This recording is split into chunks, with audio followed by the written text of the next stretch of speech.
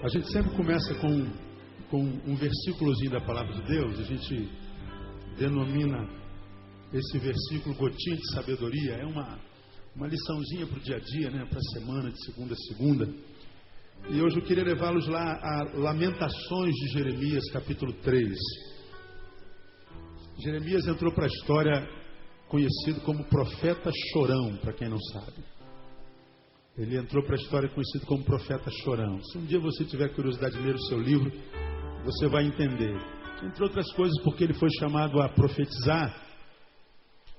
E Deus já tinha dito, você vai ser levantado como profeta, vai profetizar, mas saiba que ninguém vai te ouvir. Esquisito isso, né? Eu quero que você vá e pregue, mas eu quero que você vá pregar e saiba que ninguém vai ouvir você. Você vai plantar, mas os frutos, quem colherá será aquele que vai te suceder. E acontece exatamente isso. Ele vai, prega, ninguém ouve Jeremias. Tudo que ele disse para o povo não fazer, o povo fez. Tudo que ele não queria que acontecesse, aconteceu. Então Jeremias passou pela vida como um profeta que estava se achando muito frustrado. E ele, durante muito tempo, na sua profecia, fala sobre choro, que derramou muito choro. E foi o único profeta que, coincidentemente, escreveu um livro chamado Lamentações de Jeremias. Choro de Jeremias. Reclamações de Jeremias. Quando você lê, por exemplo, esse capítulo 3, você vai ver quanta lamúria sai da boca de Jeremias. E é um livro muito interessante para se ler. Nós vivemos um tempo de dores, um tempo de lamento. Nós vivemos tempos difíceis. Todos nós somos vítimas desse tempo que a gente vive no Brasil. Eu tenho pregado muito sobre isso aqui, principalmente no Rio de Janeiro, que às vezes a gente sente dor e sente a culpa de sentir dor, imaginando que crente não sente dor, que crente não se enfraquece, crente não tem vontade de chutar baldes.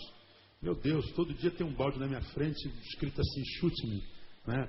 E a vontade vem, mas a gente tem que ir matando um leão e um urso todo dia. Então a gente aprende quando lê Jeremias e Lamentações, que a gente, como tem aprendido aqui, pode passar por fraqueza. Estar fraco não é pecado. O pecado é se entregar à fraqueza sem lutas. Isso é pecado, né? E Jeremias, no seu livro de Lamentações, ele escreve aí no versículo 29 uma coisa interessante. Eu quero meditar com você 5 minutinhos aí. Lamentações 3, 29. Vê se está escrito assim na tua Bíblia. Ponha a sua boca no pó. Talvez ainda haja esperança. Ponha a sua boca no pó. Talvez ainda haja esperança. É isso que está escrito aí? Amém ou amém? Vamos ler todos juntos? Mesmo que as versões sejam diferentes. Vamos lá? Ponha a sua boca no pó. Talvez ainda haja esperança. Uma vez mais, só os irmãos, vamos lá? Ponha.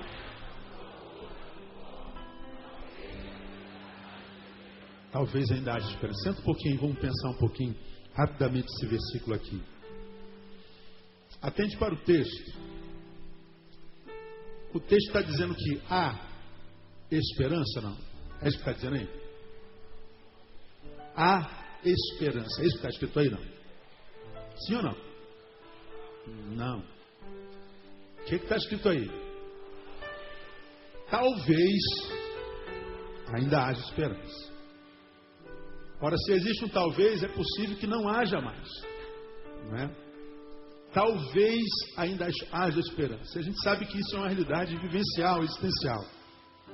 Muitas vezes nós passamos por problemas na vida e nós temos esperança de que nós vamos resolver aquele problema. Temos esperança que fulano vai ser curado. Temos esperança de que vamos passar naquele concurso. Temos esperança que vamos lograr êxito naquela matéria. Temos esperança.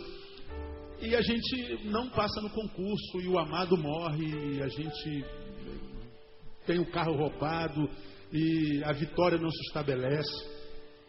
E a esperança, ela prevalece até o momento em que o não desejado acontece.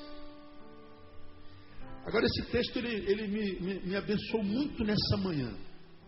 Olha que coisa tremenda, irmão. Guarda isso no teu coração. Talvez ainda haja esperança. E haver esperança ou não na vida de qualquer um de nós depende do quê? Depende do que fazemos com a nossa boca. Olha o que está escrito dizendo. Talvez ainda haja esperança se nós colocarmos a nossa boca onde? No pó. Põe a sua boca no pó. Talvez ainda haja esperança. É possível que a esperança se renove na sua vida dependendo do que você faça com a tua boca. Essa palavra me falou muito profundamente nessa manhã. A ideia de que esperança, produto da boca, postura bucal, podem fazer diferença com relação ao que a gente conhece como futuro, com relação ao que a gente quer ver estabelecido na nossa vida. Jeremias vivia o pior momento da sua história. Pior momento da sua história. Aí veja como é que ele encarava, ele encarava o pior momento da sua história. Se você começar a ler o versículo capítulo 3, olha o que sai da boca desse homem. Eu sou o homem que viu a aflição causada pela vara do seu furor, me guiou, fez andar em trevas, não na luz, deveras fez virar e revirar a sua mão contra mim o dia todo, fez envelhecer a minha carne, a minha pele, quebrou os meus ossos, lá levantou trincheiras contra mim, me cercou de fel e trabalho, fez-me habitar em lugares tenebrosos como os que estavam mortos há muito, cercou-me de um assédio, de modo que não posso sair, agravou os meus grilhões, ainda quando grito e clamo por socorro, ele exclui a minha oração, fechou os meus caminhos com pedras lavradas, fez tortuosas as minhas veredas, fez-me como urso de emboscado, um leão em esconderijo, desviou os meus caminhos, fez-me em pedaços, deixou-me desolado, armou o seu arco, me pôs como alvo a flecha, fez entrar nos meus rins a flecha da sua aljava. Fui feito um objeto de escárnio para todo o meu povo, a sua canção o dia todo, encheu-me de amarguras, fartou-me de absinto, quebrou com pedrinhas de areia os meus dentes, cobriu-me de cinza, alongaste da paz a minha alma, esqueci-me do que seja felicidade, digo, pois, já pereceu minha força, como também a minha esperança no Senhor. Olha o que está saindo da boca de Jeremias, só desgraça. Ele olha para a sua vida, ele não consegue ver nada de bom. Seu olho só está posto e fito no que é adverso. E a sua boca então dá moral para isso. Sua boca então começa a vomitar isso. Só tem contato com o que é ruim. E a vida dele vai degradando, até que ele cai em si e fala assim: meu Deus, a minha boca está sendo uma fonte de maldição na minha vida. A minha boca só pronuncia palavra ruim. A minha boca é uma fonte de podridão, uma fonte de morte. Aí parece que ele cai em si. Aí no versículo 21 ele muda o discurso. Ele muda o discurso. Torno a trazer isso à mente, portanto tenho esperança. Aí a boca dele muda, olha lá. A benignidade do Senhor jamais acaba, as suas misericórdias não têm fim, renovam-se cada manhã, grande é a tua fidelidade. A minha porção é o Senhor, diz a minha alma, portanto esperarei nele. Bom é o Senhor para os que esperam por ele, para a alma que o busca. Bom é ter esperança e aguardar em silêncio a salvação do Senhor. Bom é para o homem suportar o jugo na sua mocidade, que se assente ele sozinho e fique calado, porquanto Deus o pôs sobre ele. Olha como é que muda o discurso. Quando ele muda o discurso, eu percebo que o espírito dele é renovado. Aí ele começa a pregar. Ponha a tua boca no pó. Talvez ainda haja esperança. Porque agora ele já fala como quem viveu isso que está falando aqui. Ele foi como muitos de nós que quando está passando por um momento ruim, vive xingando, amaldiçoando mãe, pai, carro, casa, cachorro, trabalho. Trabalho é uma desgraça, meu marido não presta, minha mulher não presta, minha igreja não presta, meu pastor não presta, esse salário é de miséria, essa casa é um inferno, está caindo dos pedaços, esses vizinhos são tudo demônio, essa vida é uma desgraça, porcaria. Aí vão os palavrões da vida, não é? De pessoas como nós, que a gente jamais imaginaria que a boca pudesse produzir tanta sujeira. Aí Jeremias fala assim: a tua esperança ela não se renova, teu futuro não melhora, também por causa da boca que você tem. Aí eu termino essa reflexãozinha me lembrando de Provérbios 18, 21, que diz assim: a morte e a vida estão no poder do quê? Da língua. Provérbios 18, 21. A morte e a vida estão no poder da língua. Eu me lembro que diz também lá no Novo Testamento que não é o que entra pela boca que contamina o homem. O que contamina o homem? O que sai. Sai. Então escuta aqui, meu irmão, maledicente, desbocado, agorento, lamuriento. Saiba que a tua boca é a corda com a qual você vai se enforcar um dia. Saiba que a sua boca é a cama de faqui na qual você vai deitar no tempo da tua solidão. Saiba que é a tua boca que transforma a tua mulher no que ela está se transformando, ou o seu marido. É a tua boca que está transformando a tua casa no que é a tua casa. Porque não há casa que haja paz e alegria, cuja boca dos seus donos sejam malignas. E essa palavra aqui precisa calar no coração de quem pretende ter esperança na vida. De quem pretende viver, como nós pregamos domingo, a utopia de acreditar que o melhor de Deus ainda está por vir. No nome de Jesus. Porque esse texto é muito tremendo. Talvez ainda haja esperança. Agora, se a tua boca for maligna, irmão, não tem mais esperança. Não tem. A minha oração para quem tem boca assim, maligna, é que Satanás não coloque do teu lado alguma pessoa com a teologia da mulher de Jó. Né? Amaldiçoa logo esse teu Deus e morre. Porque servir a Deus com a vida que você está vivendo não vale a pena. Isso é a teologia da mulher de Jó. Porque se aparecer alguém com essa teologia, caso você tenha uma boca como essa aqui, suja, maledicente, amaldiçoa logo a Deus e morre, é possível que você morra mesmo. Achando que a morte resolve o problema. Não, amplifica. Porque viver longe de Deus aqui na terra ainda é suportável. Mas viver longe de Deus fora da terra, a Bíblia diz que é ranger de dentes e choro eterno. Eterno. Quem passa para lá não tem como mais passar para cá, muito menos estar perto do Senhor. É afastamento eterno. Então a minha oração, primeira nesse início de culto, é que Deus possa fazer como fez com Isaías.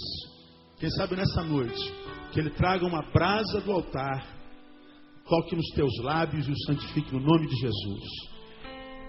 Para que você possa mudar o discurso como Jeremias. Senhor, eu não quero mais trazer à memória o que me dá desesperança. Eu quero trazer à memória o que pode me dar esperança. O Senhor é bom e a sua misericórdia não tem fim. Renova-se cada manhã. Cada manhã. Ponha a tua boca no pó. Porque talvez ainda haja esperança. Deus te abençoe e te ajude a guardar essa palavra no teu coração. No nome de Jesus. Amém, amados? Vamos aplaudir o Senhor por ela, porque Ele é digno. Aleluia. Vamos ficar em pé. Amados, vamos a Mateus capítulo 17. Amados, nós temos estudado desde 20 de fevereiro o que eu denominei uma proposta de espiritualidade saudável, sadia. Uma proposta de espiritualidade sadia, fazendo uma análise da qualidade de espiritualidade que a gente vê sendo manifesta e praticada na Igreja Evangélica do Brasil, que na minha concepção, em grande escala, tem sido extremamente patologizada, doentia, epidérmica, sensitiva, uma espiritualidade do ajuntamento, uma espiritualidade do barulho, uma espiritualidade judaizante, uma espiritualidade que traz em si algumas práticas que nós citamos aqui, que são mais assustadoras do que abençoadoras. Algumas espiritualidades que nós vemos sendo desenvolvidas em alguns ajuntamentos, que qualquer um que tem um mínimo de discernimento racional, espiritual, discernimento de espírito, vai ver que isso nada tem a ver com a palavra de Deus e que, na verdade, forma a gente doida. E, em função do que nós mostramos na prática, nós pegamos Mateus capítulo 17, o episódio da transfiguração, e começamos a fazer uma análise do que a gente tem à luz da palavra, o que é uma espiritualidade que faça bem para a alma, de uma espiritualidade que, quando o indivíduo com ela se encontra, se torna um indivíduo muito melhor, aquela que quando o homem com ela se encontra, o transforma num ser humano como o ser humano tem que ser. Ele se torna um crente não antissocial, mas um crente sociável, um crente não antipático, mas simpático, um crente viável, um crente atraente, não repelente, um crente cuja palavra ministre graça, que fale como quem entrega oráculos de Deus, um crente que se torna solidário, assim como Jesus foi. De modo que nós estamos aprendendo nesse texto desde fevereiro, que quanto mais santo o homem, mais humano ele é. Quanto mais perto de Deus, mais perto do próximo ele está. Quanto mais alto Deus o leva, mais o seu pé está enraizado no chão. Quanto mais santo, mais gente, mais normal. Quanto mais santo, menos santo parece ser. Porque ele vai ser uma pessoa normal. De modo que a santidade que Jesus e no Espírito gera em nós, não nos anormaliza. Pelo contrário, nos normaliza, nos normatiza, nos traz a normalidade da vida. De modo que quando a gente de fato vive uma santidade, aquela luz do Evangelho, o marido não crente vai olhar para a mulher e falar assim: poxa, que igreja é essa que a minha mulher depois que foi para lá melhorou a beça, meu. Minha mulher está muito mais bonita, mais simpática, mais agradável. E a mulher fala do marido: poxa, que lugar é esse? Que Jesus é esse que meu marido depois foi para lá, virou um homem, caramba, os olhos dele estão brilhando, a pele dele melhorou, ele agora está mais sociável, ele é o meu melhor pai, que o filho também melhora, que o patrão melhora. Agora a gente vê umas conversões na igreja evangélica, irmão, que piora o ser humano demais. O marido fala assim: pastor, depois que a minha mulher foi para a igreja, se der uma vassoura para ela voa. Meu marido depois foi para a igreja, eu prefiro meu marido quando era incrédulo, porque isso é a mais pura verdade. Isso no campo individual e na prática eclesiológica. Eu mostrei para vocês alguns atos proféticos, algumas posturas práticas eclesiológicas nos ajuntamentos que são loucura, que não dá para ser vivido quando você não abre mão da razão que Deus te deu. Aí, não dá para repetir tudo isso aqui, aí nós começamos a estudar uma proposta de espiritualidade sadia, a partir de Mateus capítulo 17, e a gente aprendeu que a primeira marca é que essa espiritualidade primeira é cristocêntrica, parece Moisés e Elias, Jesus no meio, e Elias representa a lei, Moisés a lei, Elias a profecia, e Jesus está no centro. Não é mais lei nem mais profecia, é Jesus, é cristocêntrica. Falamos sobre isso uma quarta-feira inteira. Segundo, a espiritualidade sadia, ela é centrada na cruz. Lucas capítulo 9 diz que Moisés, Jesus e Elias conversavam sobre a cruz. Não há espiritualidade que seja sadia, que faça bem para a alma, que exclua a cruz. E nós falamos o que é a cruz, que cada um de nós tem que tomar depois que se nega para seguir a Jesus. Porque a maioria dos crentes com os quais eu me encontro não entende o que é carregar sua cruz. A gente imagina que a cruz que a gente carrega é a cruz do sofrimento semelhante àquela que Jesus carregou. Jesus carregou a cruz da dor, a cruz do pecado, a cruz da humilhação, a cruz do abandono. E a gente vê um monte de crente falando que quando está sofrendo na vida, eu estou carregando minha cruz. A gente vê uma falando assim: minha cruz é meu marido, pastor. Minha cruz é meu vizinho. Minha cruz é essa enfermidade que eu tenho. Minha cruz é meu patrão. Porque ele associa sofrimento à cruz. Só que a cruz do sofrimento, da maldição, da humilhação, Jesus já carregou. A cruz que a gente quer carregar não é de Jesus, é a nossa. E nós aprendemos o que é cruz. É a cruz do perdão aos alienados, da preocupação pela necessidade emocional do próximo, pelo sofrimento do absurdo em Deus, pela solidariedade, pela necessidade material básica do ser humano, e compromisso com uma existência que vive e morre nas mãos de Deus, que é o Pai. E mostramos isso nas palavras de Jesus na cruz. As 7 últimas palavras de Jesus na cruz. Então, evangelho que não é centrado na cruz, espiritualidade que não é centrada na cruz, adoece, emburrece, enfeiura, antipaticiza, torna um ser etetizado. Então tem que ser centrado na cruz. O evangelho não pode excluir a cruz. Terceiro, a verdadeira espiritualidade obedece ao evangelho. A ele ouvir. Tem que ouvir a palavra de Jesus. Hoje a gente está ressuscitando o Velho Testamento, as práticas do Velho Testamento, as metodologias do Velho Testamento. Hoje, nada contra, e cada um tem a sua teologia. A gente ama mais Israel do que Brasil, não é?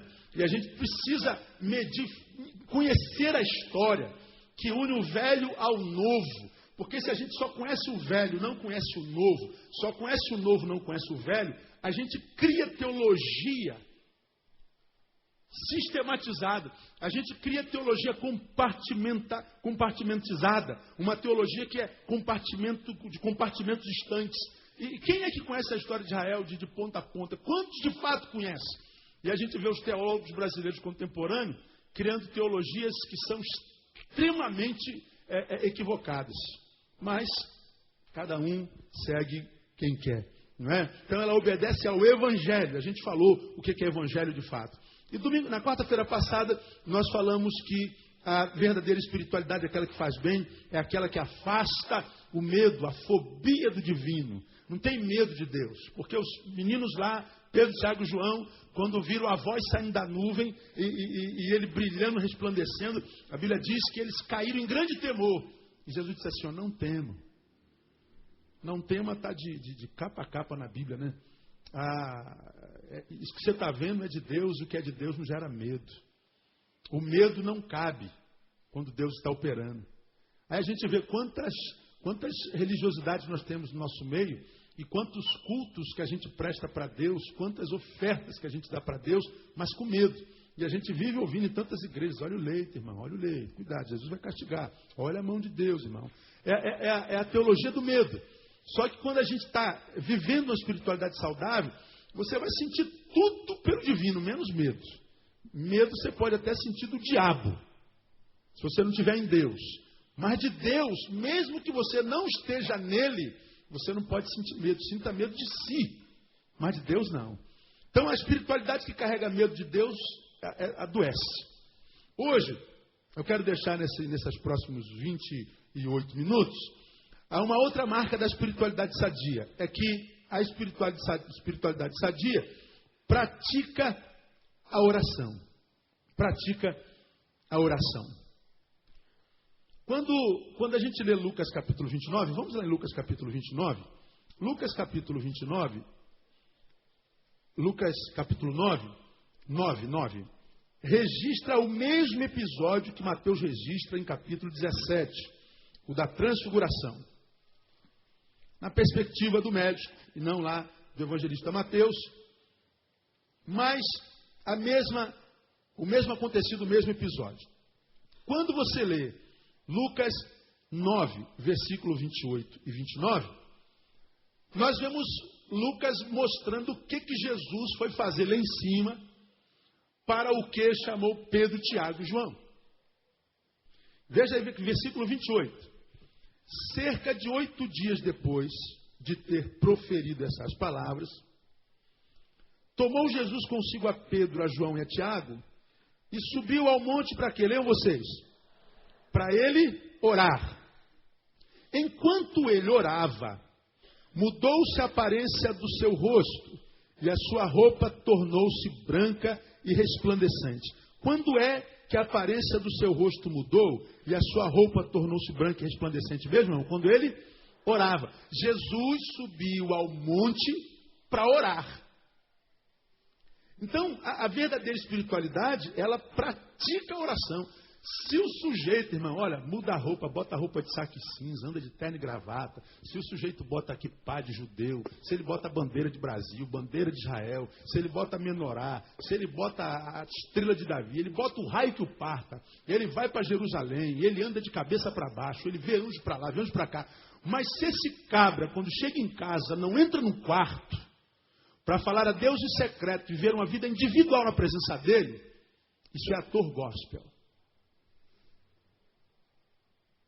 Então, minha ovelha, essa palavra para você que é minha ovelha, nunca se impressione com a espiritualidade de quem quer que seja no ajuntamento. Porque a espiritualidade que deve nos impressionar é a de Jesus. Então, quando você estiver em qualquer outro lugar e ver um homem, uma mulher, que impressiona a massa com a sua espiritualidade e com a sua postura no ajuntamento, não se impressione com isso não. Porque a espiritualidade, nós vamos falar sobre isso na próxima quarta-feira, ela não é autoglorificante. Importa que ele cresça e que eu diminui. Cada um considere o seu próximo o quê? Superior a si mesmo. Então, quanto mais santo você é, menos você aparece. Mais invisível você é. Então perceba, Jesus, ele sobe ao monte para orar. Jesus subir ao monte para orar. Pensa comigo, irmão. O que é Jesus subir ao monte para orar? O que é isso? Jesus subir no monte para orar. Quem era Jesus? Ele era o quê? Deus. Então Jesus, Madureira, subir no monte para orar, o quê?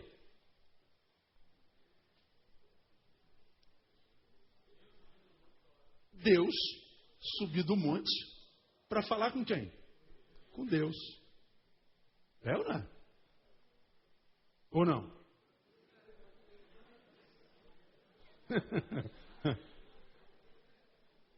Jesus era Deus ou não era? Era. Quando ele tornou-se homem, ele deixou de ser Deus. A Bíblia diz que ele é o homem-Deus, o Deus-homem, totalmente homem, totalmente Deus. O que esse texto me ensina? Nem Deus, enquanto homem, quis ser homem sem comunhão com Deus. Anota aí. Nem Deus, enquanto homem, quis ser homem sem comunhão com Deus, com o Pai. Não é? Ora, se até Deus, enquanto homem, via necessidade de estar em comunhão com o Pai, com o alto, como é que alguém, não sendo Deus, só homem como eu e você, pode pretender ter uma vida legal com Deus ou com quem quer que seja, até consigo mesmo, se não for através da oração? Como? Porque nem Deus, enquanto homem, quis ser homem longe da comunhão com o Pai. Então, quando nós estamos, de fato, irmão, sendo alcançados por uma santidade, por uma espiritualidade que vem do alto, que vem do Pai das luzes, que venha da fonte que é Deus, de fato, de verdade, não é a santidade da teologia, da denominação, dos fariseus, dos ajuntamentos, dos atos. Não, é a santidade que vem de Deus, do Espírito de Deus para o nosso espírito.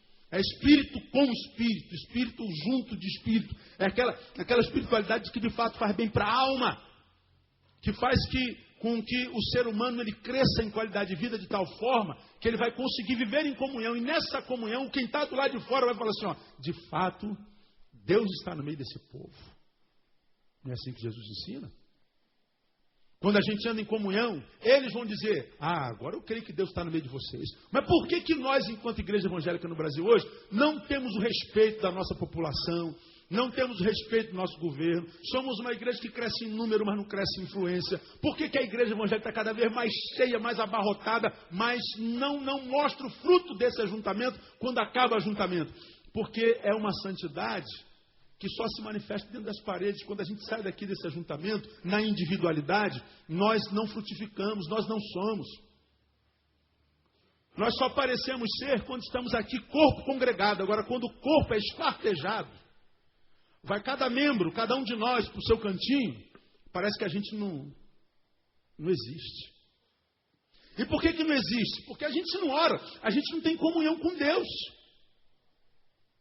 A gente fala muito de oração, tem congresso de oração, tem vigília de oração, tem jejum para oração, mas isso tudo acontece no conluio, no ajuntamento. Na individualidade nós falhamos com o Senhor, nós falhamos nesse tópico. E esse texto está dizendo que a transfiguração aconteceu no processo de oração. Por quê? Para que nós entendêssemos que mesmo Deus, enquanto homem, não queria ser homem sem Deus, mas também para mostrar que quando a gente ora, as coisas acontecem. Você acredita nisso? Amém ou não amém? Então diga, irmão, que está ao seu lado assim, irmão, você precisa orar mais. Fala para ele aí. Agora, se você ouviu alguém falar isso para você, fala para ele assim, ó, você também.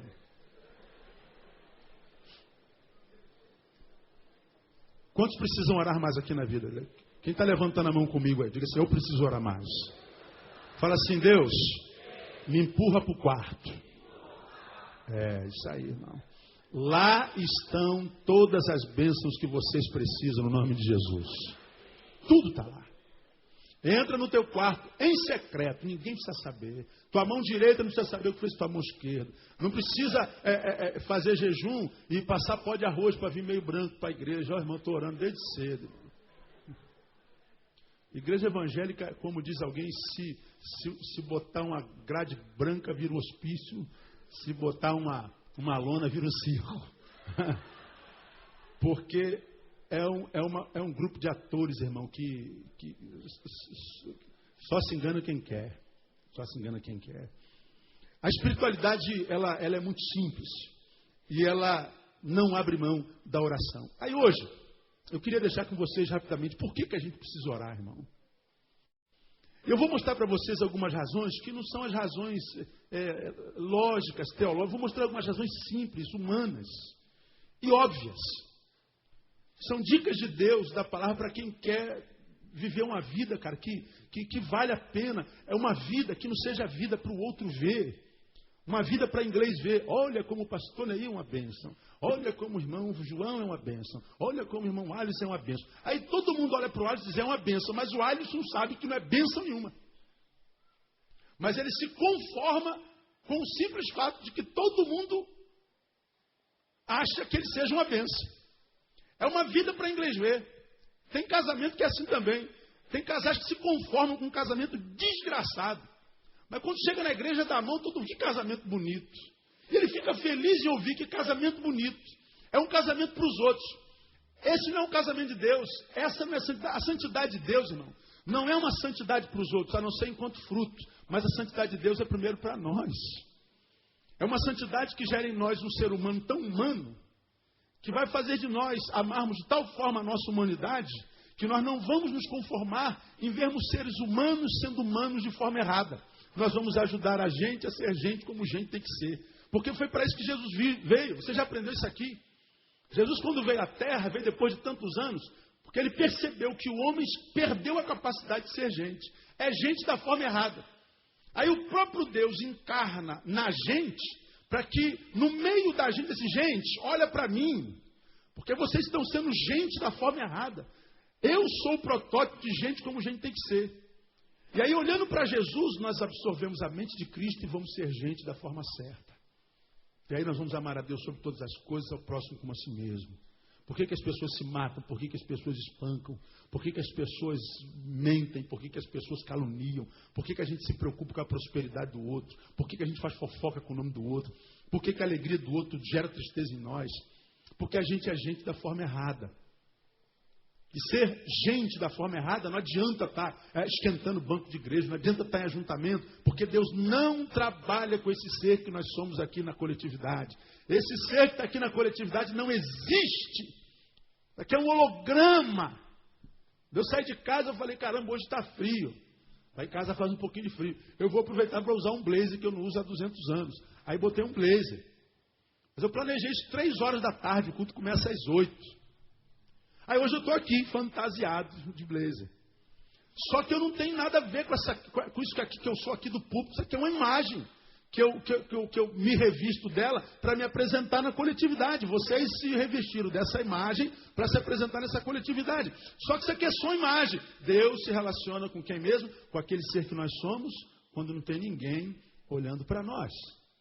Por isso ele diz, vai para o quarto para orar. Porque no quarto você não precisa botar máscara. No quarto você não é tentado a impressionar ninguém. No quarto você não precisa rebuscar a tua voz. Você não precisa tornar a tua voz rouca. Você não precisa me chamar de Augusto, Deus. Lá não precisa vender imagem de santarrão, de doutor, de intelectual, de pastor, de apóstolo, de bispo, Jesus 2, semideus. Lá é você, você e eu. Por isso a oração é importante. Então, por que eu preciso orar? Primeiro, para quem é nobre. Para que a nossa relação com Deus seja um diálogo. E não um monólogo. Seja uma relação dialogal e não monologal. O que é um diálogo? Um diálogo é um desenvolvimento de uma amizade. É uma relação, Davi. Agora, o que é um monólogo? O monólogo é uma ordem. Faz isso, faz aquilo. E aí um fala e o outro obedece. Essa relação monologal, Deus disse que não quer conosco.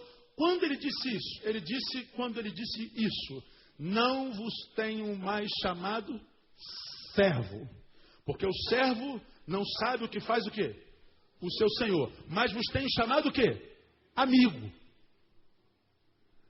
Ele está dizendo, eu não quero mais ter uma relação de senhor e servo, porque na relação senhor e servo, o servo não questiona senhor, não responde senhor, só o senhor fala, só o senhor dá ordem. Um fala, um burro fala e outro abaixa a orelha. Deus está dizendo, não quero ser um burro que fala e vocês sejam um burro que abaixa a orelha. Eu vos tenho chamado amigo, porque amigo pressupõe relação, porque eu quero dar a conhecer tudo a meu respeito para cada um de vocês a quem eu tenho chamado de amigo. E como é que se estabelece o diálogo com Deus? Na oração. Quando a gente abre a Bíblia, Ele fala conosco. E quando nós abrimos a boca, nós falamos com Ele. Estabeleceu-se um diálogo. Então a oração, além de toda a sua perspectiva espiritual, teológica e bíblica, ela tem essa ideia. Ela transforma a nossa relação com Deus numa relação de verdade. Nós vamos ter uma relação imanente, de toque, uma relação de aproximação, e não uma relação com Deus só transcendente. Às vezes, nós fomos treinados, enquanto crentes evangélicos, a criar a imagem de um Deus muito distante. Eu fui criado e eu não podia celebrar na presença de Deus. Vocês foram criados em igreja batista, aí sabe que você não pode bater palma, não pode falar alto, não pode dizer amém, não pode dizer glória a Deus, porque isso ofende a santidade de Deus e tal. E a gente entra na presença de Deus quase que quem está entrando em sapatinho, na presença de um cara que a gente não conhece, estranho. Você não pode se mexer. Eu fui pastor durante um tempo, que aqui no culto, não aqui, mas no início do ministério, se alguém está aqui adorando ao Senhor, aparecesse um penteca desse, glória a Deus. Eu falei, aqui não, irmão, pode calar a boca aí, que nós somos batistas. Eu achava isso o máximo. Agora, se a gente não dá glória a Deus, quem vai dar glória a Deus? Não é? Mas por quê? Porque havia a imagem de que Deus era um Deus digno de reverência, um Deus digno de toda a honra, de toda a glória. É ou não é? É, mas isso pressupõe medo, falta de intimidade. O mesmo Deus que é digno de reverência, de glória, de honra, é o mesmo Deus que diz para nós o chamarmos de Abba, Pai.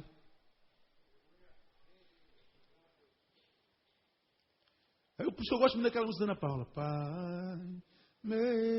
Pai, meu papai, Abba, Pai. Intimidade, porque a relação de um filho com um pai não tem formulações, não tem regra. O filho corre no corredorzinho, pula no pescoço do pai. Quando é menino, então, é briga de luta para cá, bica o pai para lá, bica o pai para lá. E o pai se joga no chão com ele, rola no chão com ele. E o que há de pecado nisso? Tem algum pecado? Não. Então eu prefiro me relacionar com Deus assim, em cujo pescoço eu posso pular, puxar a orelha dele, cair no chão com ele, rolar na grama com ele, beijá-lo e chutá-lo para ele correr atrás de mim. Ele corre atrás de mim, me pega, eu pego ele. Esse é pai. Eu não estou desrespeitando meu pai, eu estou desenvolvendo uma relação de intimidade. Quando é que essa relação de intimidade se estabelece na nossa vida? Através da oração. Irmão, quem só se relaciona com Deus na base do fazer, do produzir, do estar. Eu vou para a igreja, A igreja tem culto de segunda a segunda, 8, 10, 12, 14, 16, 18 e 20. E a gente imagina que está servindo a Deus, estando lá 2, 4, 6, 8, 10, 12, 14, 16, 18 e 20. Aí não sabe que o filho está longe, a mulher está longe, o casamento acaba, começa a viver uma vida de mentira. Deus não habita em templos feitos por mãos de homens. Não precisa estar aqui de segunda a segunda, de 2, 4, 6, 8, 10, 12. Quando você não está aqui, vai para o quarto, né? Vai para, sei lá, vai para onde você quiser. Invoca-o em verdade. Ele diz, todo que me invocar em verdade, a ele eu me manifestarei, né? Isso é muito gostoso. Isso é através da oração. Por que eu devo orar? Segundo, porque a oração traz equilíbrio ao homem como um todo. Onde é que está isso? Abra a tua Bíblia em Filipenses capítulo 4. A oração traz equilíbrio ao homem como um todo. Pastor, de onde o senhor tirou isso? Traz equilíbrio. Oração não é para pedir bênção, não é para rogar, não é para libertar. É também. Mas todo mundo já sabe disso, né? Vamos ver se tem alguma coisa nova na Bíblia, pelo amor de Deus. Filipenses capítulo 4. É o texto que você já leu 200 vezes, eu já preguei umas 300, hiperbolicamente falando, não é? Filipenses 4, 6 e 7, olha o que diz aí. Vê se não está escrito assim. Não andeis ansiosos pelo quê? Por coisa alguma. Antes em tudo, sejam os vossos pedidos conhecidos diante de Deus, como?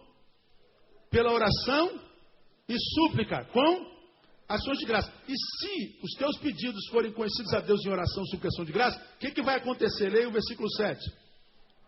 E a paz de Deus, que excede todo entendimento, guardará os vossos corações e os vossos pensamentos em Cristo Jesus. Então, olha o que esse texto está dizendo assim. Por que vocês estão ansiosos? Por que estão preocupados? Qual o motivo da preocupação, minha filha? Ô brother, Deus está falando. Qual a razão do teu desespero aí? Por que você está ansioso? Ele está dizendo, não andeis ansiosos por coisa alguma. Antes da ansiedade, sejam conhecidos diante de Deus pela oração e súplica os vossos pedidos. Com oração, súplica e ação de graça. Porque se você orar, a paz de Deus guardará vossos pensamentos, razão, e os vossos corações, emoção, em Cristo Jesus, nosso Senhor. Então ele está dizendo, por que eu preciso orar? Para que haja equilíbrio na minha vida, para que a minha vida seja uma vida equilibrada, para que eu não me desespere. Você já aprendeu aqui, quem não espera, se desespera. Por que um homem se desespera? Perdeu a capacidade de esperar em paz. Quando é que a gente perde a capacidade de esperar em paz? Quando a gente perde a capacidade de orar, de suplicar. E aí a gente aprende aqui, revendo o que nós já pregamos aqui outrora, a buscar a Deus oração e súplica, porque oração e súplica são diferentes. Oração hoje no meio evangélico virou sinônimo de petição. Petição. Vamos orar. Vamos orar com o irmão Luiz. O Luiz vai orar. Pode ver. Vai fazer um monte de pedido para Deus. Vamos orar com a irmã Nádia. Nádia vai orar e vai fazer um monte de pedido a Deus. É como quem faz assim. Vamos orar. Aí a gente pega o papelzinho. Diz assim. Anota aí, Senhor. Abençoa minha mãe. Meu pai. Meu tio que está doente. Ajuda meu irmão a passar na prova. Arruma uma namorada. Um marido para mim. Ajuda a comprar um carro novo. Em nome de Jesus, amém. Aí a gente sai do quarto, crente que está abafando. Aí fala assim, olha, está vindo aonde, irmão? Estou vindo da minha oração. Ah, você orou? Orou? Orei, pastor. Ou pediu? Preguei sobre isso outro dia. A gente recebe o convite da formatura da irmã Joana em Direito, lá na Gama Filho. E a irmã Joana vai ser a oradora da turma. Aí tem um juramento, tem tudo, tem um paraninfo. Com a palavra oradora da turma, a irmã Joana. O que a oradora da turma faz? Ela está sentada lá com a turma, não está? A oradora se levanta, pega o microfone e o que ela faz?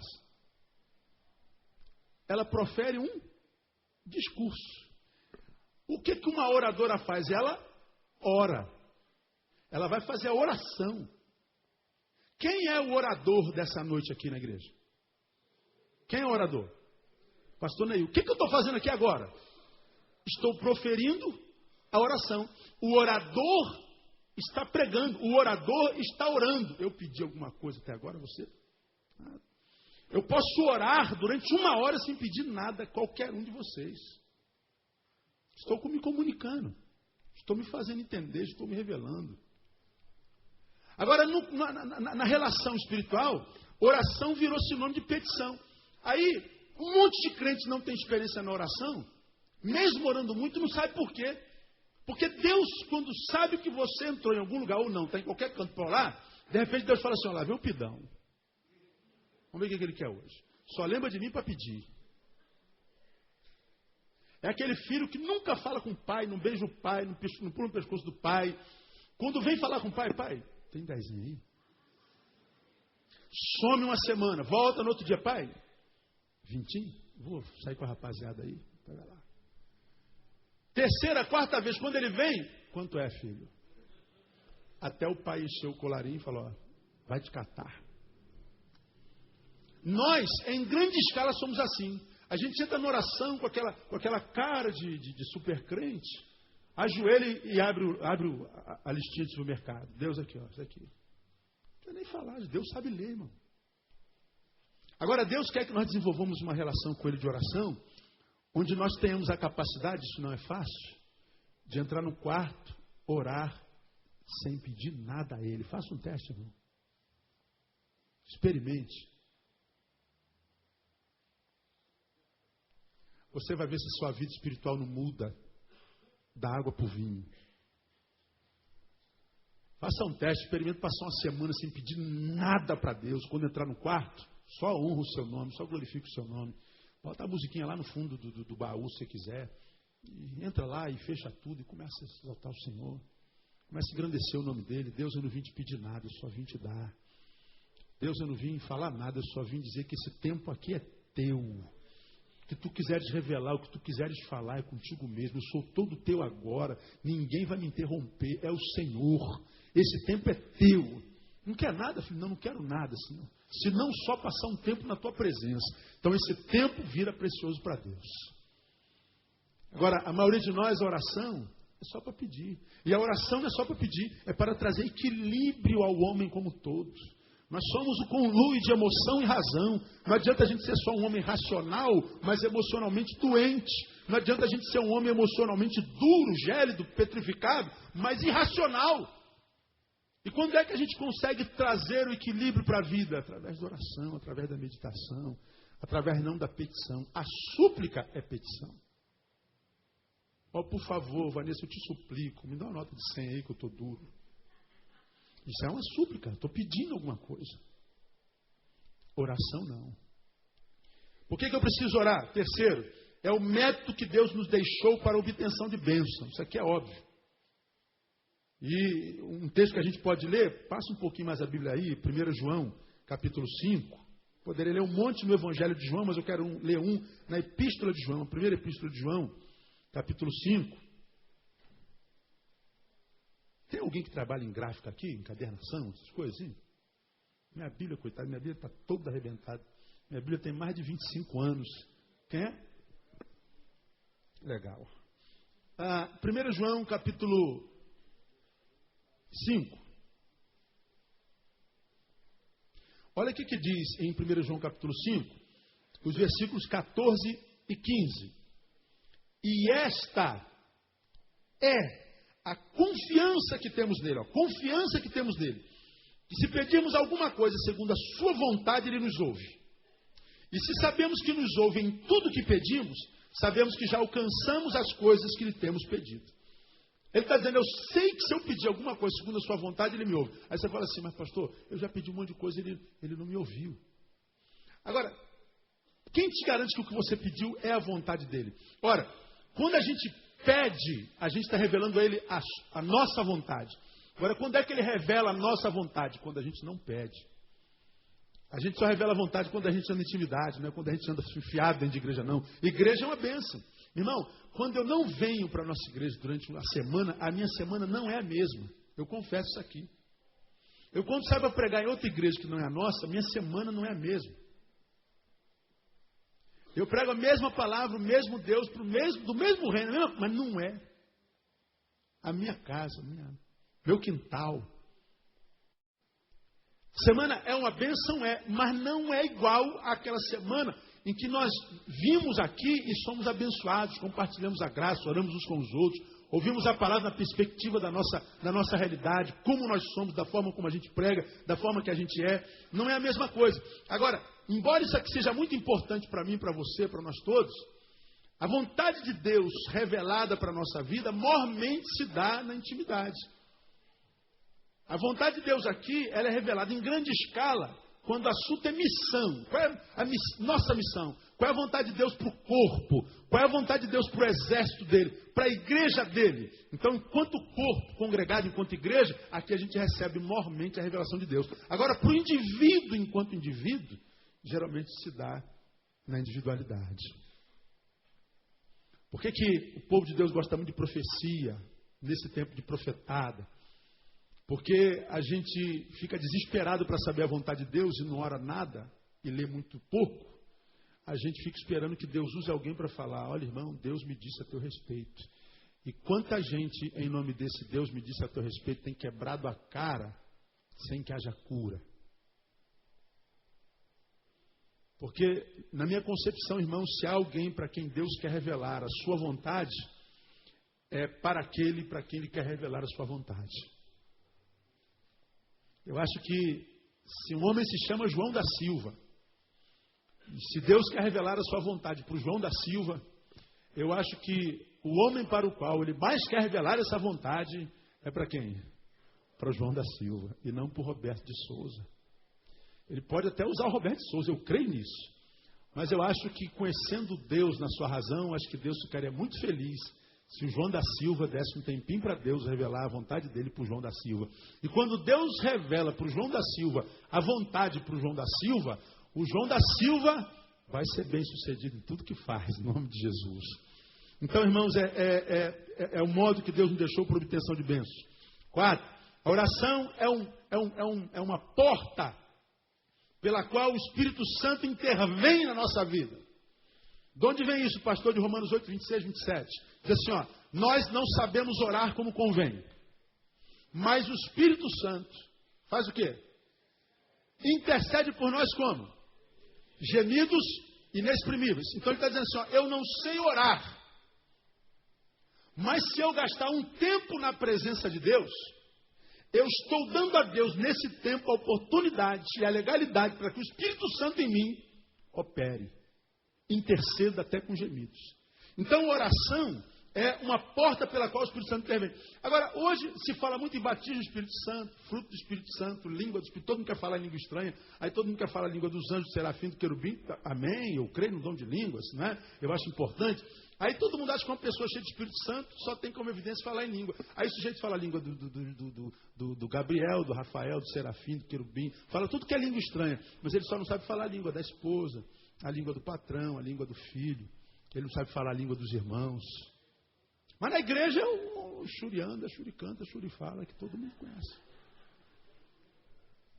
Aqui ele fala com a divindade de uma forma maravilhosa. Quando sai daqui, se a mulher falar, você pode me... cala a boca, mulher. Já falei que não vou fazer, pô.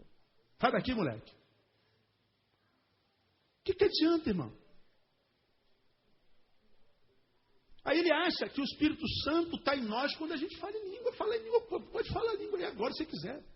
Está dirigindo, está vendo o jogo do Brasil, 2-0 lá para Venezuela, e tu, mas fala língua estranha, xinga os caras lá em língua estranha.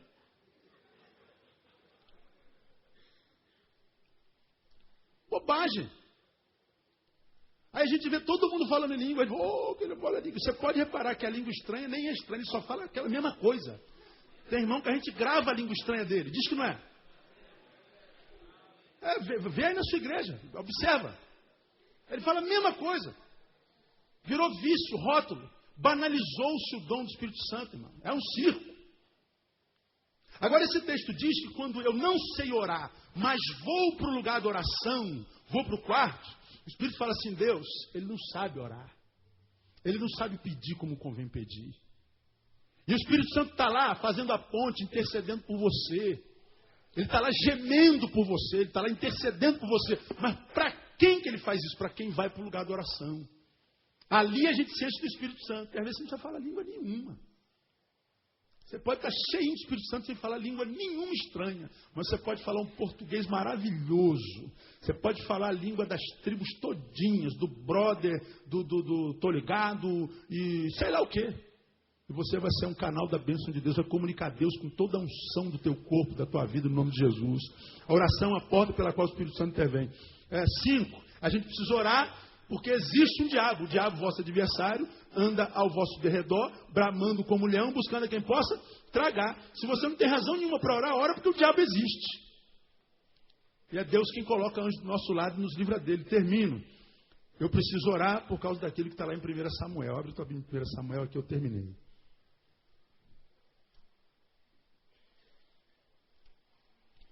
1 Samuel 12.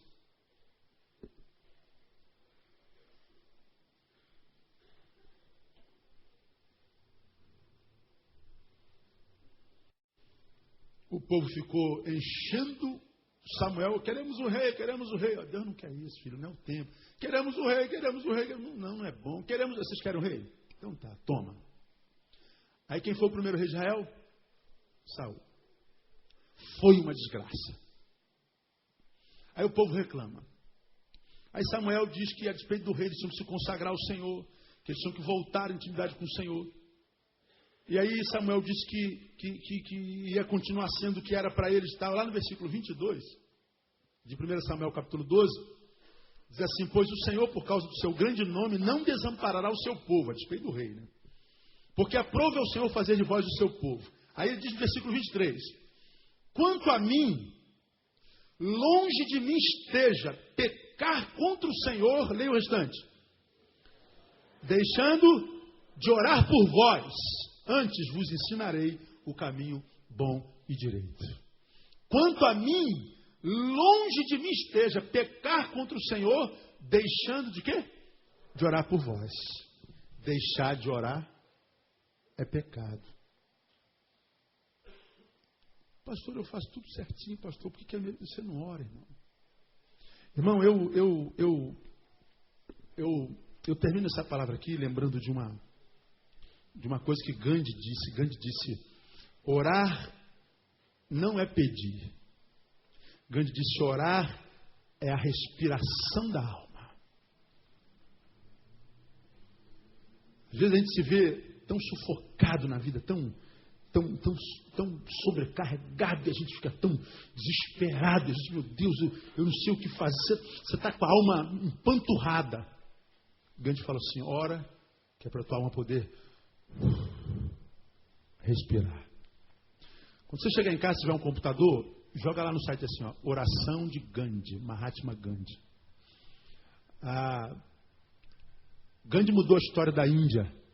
Para mim, um dos seres humanos mais admiráveis que passou pelo planeta Terra. Eu tenho dito aqui, desde que estou aqui, que ninguém pode morrer sem ler biografia de Gandhi e de Martin Luther King Jr. Estamos aí às portas de vermos o primeiro presidente negro dos Estados Unidos, Osama Bin Laden. Parece, não parece? Barack Obama. O primeiro presidente americano negro e ainda por cima de origem muçulmana. Graças a quem? Martin Luther King, filhão. Tem que glorificar o nome do negão lá. Porque o negão não era brincadeira, não. Tem que ler a biografia do homem. Tem que ler a biografia de Gandhi, da Revolução da Índia, sem violência.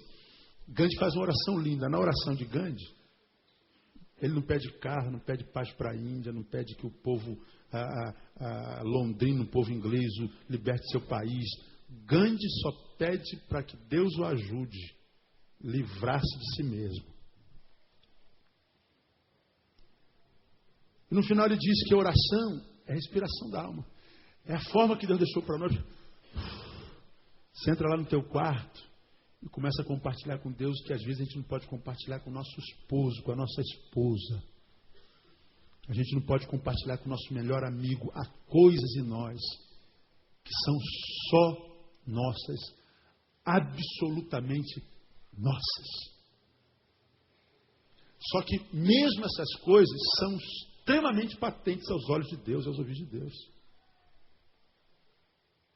Até porque ele diz, quando vocês vêm me pedir alguma coisa, vocês vão me pedir uma coisa que eu já sei que vocês vão pedir. Ele conhece todas as coisas. Então, a oração é uma forma da gente aliviar a alma, da gente estar na presença de Deus de uma forma mais equilibrada, de uma forma mais humana, de uma forma mais saudável, de uma forma mais abençoada. Então, amado, você que faz parte desse ministério aqui, você sabe que você é livre para visitar qualquer igreja. Você pode ir da igreja do azeite quente, a igreja da última embarcação para Cristo, a igreja da cobra de Moisés que comeu a cobra de Faraó. Tem igreja, você pode ir em qualquer lugar, você é liberto, você é livre para isso.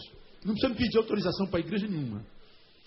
Agora, quando você chegar nessa igreja, você lembra disso que eu estou ministrando a vocês todos aqui, e nunca se impressione com os super crentes que tem dentro das igrejas. Porque quanto mais santo, mais normal. Mais gente. Mais light. Quanto mais ele ora, menos ele diz que ora. Quanto mais ele fala com Deus, menos ele grita. Mais ele descobre que aquietai-vos e sabei que eu sou Deus, é verdade. Eu gosto do reteté, eu gosto do louvor, eu gosto de ver, gosto do povo do barulho, eu gosto daquela música. Onde está aquele povo barulhento? Eu gosto da igreja que faz barulho. Eu não gosto da igreja tradicional, não. Embora eu tenha sido. Vou pregar na igreja dessa, o cara não dá nem um amém, o culto inteirinho é difícil, irmão, não há troca, é horrível. Mas é Deus, né? Os irmãos não são todos iguais, né? Você tem 2 irmãos, vocês são completamente diferentes. Imagina numa comunidade grande como a nossa. É bom que seja diferente. Eu gosto do barulho. Mas não é no barulho que a gente acha Deus, não. A gente acha Deus no quarto. Pratica oração. Então, eu quero incentivá-los a fazer jejum. Quero incentivá-los a subir monte. Quero incentivá-los a passar pela gruta do milagre. Né? Está lá na televisão. Quero desafiá-los a comprar o sabonete com os elementos da Santíssima Trindade. Quero desafiá-los a comprarem o sal ungido para botar no arroz. Faz o que você quiser. Compra o óleo de Israel, a água do Rio Jordão. Agora, se você fizer qualquer uma dessas coisas e não entrar no quarto, você vai estar enriquecendo o pastor à toa. Podia estar em casa brincando de boneca com a tua filha. Podia estar amando tua mulher uma vez mais na semana. Você podia estar indo para o cinema, ver um filme, sei lá, vai ver o Iron Man, o Homem de Ferro. De repente tu aprende alguma coisa. Porque senão você vai ficar enfiado dentro de igreja. E cada vez que sai da igreja, vai ser alcançado pela frustração. O diabo vai falar assim, ó, você vê a igreja a semana inteira, o que melhorou na tua vida? Cadê o teu Deus? Onde está teu Deus? Aí você vai falar assim, é verdade, eu estou na igreja o dia inteiro. Na gruta do milagre, tomando banho com sabonete com os elementos da Santíssima Trindade. Como é que o cara pode ser tão cara de pau para vender um negócio desse?